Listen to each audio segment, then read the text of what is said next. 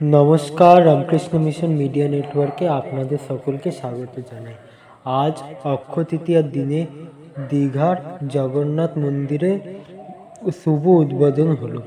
উদ্বোধন করলেন বাংলার মুখ্যমন্ত্রী মাননীয় মমতা ব্যানার্জি। আপনারা সেই সমস্ত উদ্বোধনের অপূর্ব সুন্দর দৃশ্যগুলিকে আপনারা দর্শন করুন।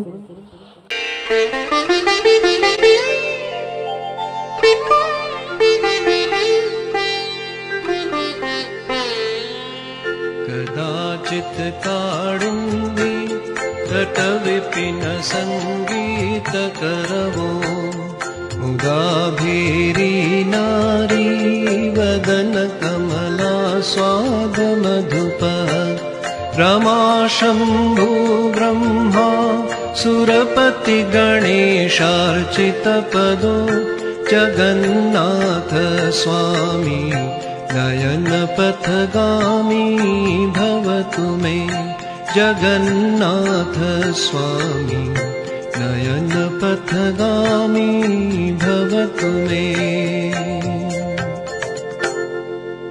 भुजे सव्ये वेणुं शिरसि शिखिपुच्छं कटितटे दुकूलं नेत्रान्ते सहचरकटाक्षं विलसयन् सदा श्रीमद्वृन्दावनवसति लीला परिचयो जगन्नाथ स्वामी नयनपथगामी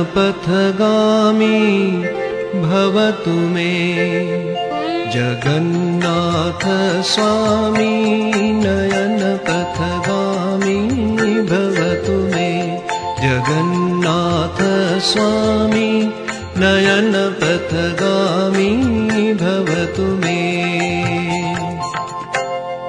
महाम्भोधेस्तीरे कनकरुचिरे नीलशिखरे वसन् प्रासादान्तः सहजबलभद्रेण बलिना सुभद्रामध्यस्थ सकलसुरसेवावसरदो जगन्नाथ स्वामी नयनपथगामी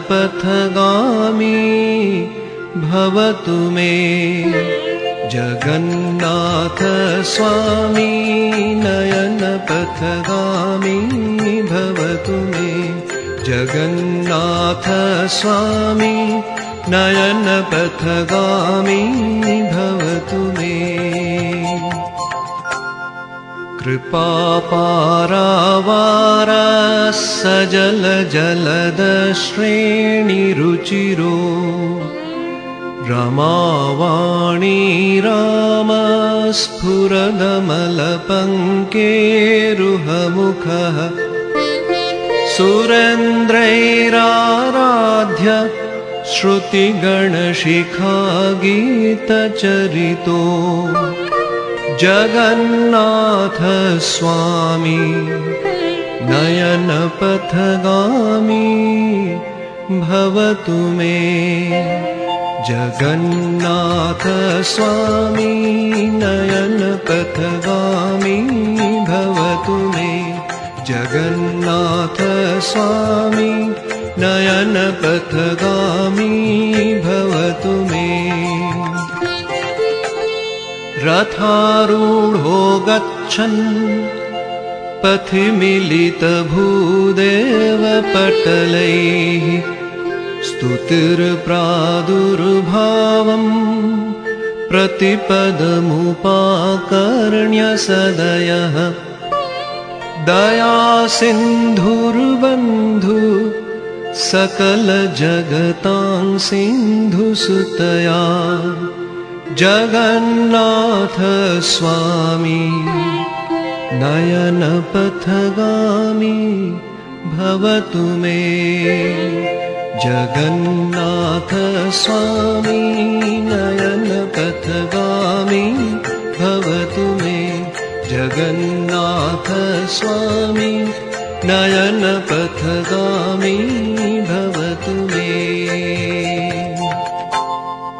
परब्रह्मापीडत्कुवलयदलोत्फुल्लनयनो निवासी नीलाद्रौ निहतचरणोऽनन्तशिरसि रसानन्दो राधा सरसवपुरालिङ्गनसुखो जगन्नाथ स्वामी नयनपथगामी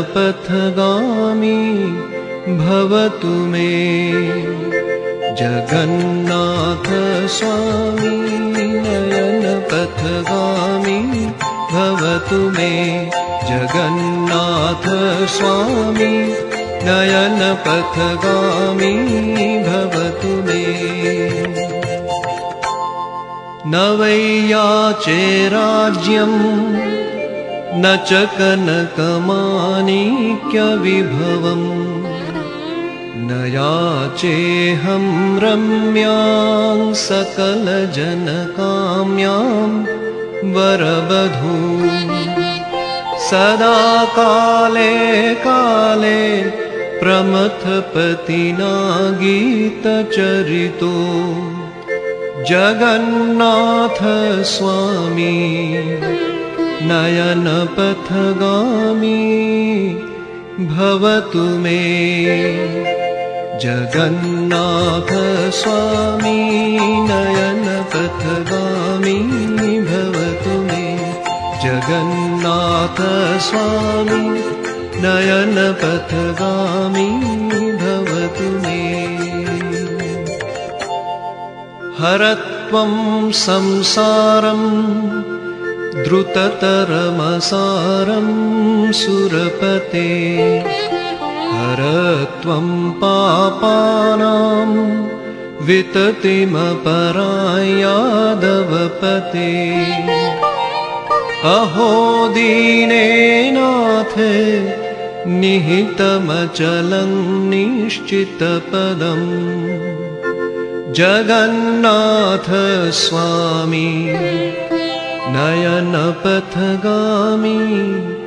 भवतु मे जगन्नाथ स्वामी नयनपथगामी भवतु मे जगन्नाथ स्वामी नयनपथगामी भवतु मे जगन्नाथ स्वामी नयनपथगामी भवतु मे। এই ছিল আজকের এই ভিডিও। আশা করছি আপনাদের ভিডিওটি ভালো লেগেছে। আর আজকে দীঘায় পবিত্র জগন্নাথ মন্দির উদ্বোধন হলো। এটা সারা বাংলার মানুষদের কাছে অত্যন্ত খুশির খবর। আমরা তাহলে আপনাদের আশা করছি এই আজকের ভিডিওটি খুবই ভালো লেগেছে। আমরা রামকৃষ্ণ মঠ ও রামকৃষ্ণ মিশন নিয়ে আবার নতুন কিছু ভিডিও নিয়ে আসবো। ততক্ষণে আপনাদের সকলকে জানাই ধন্যবাদ এবং নমস্কার। নমস্কার সকলকে।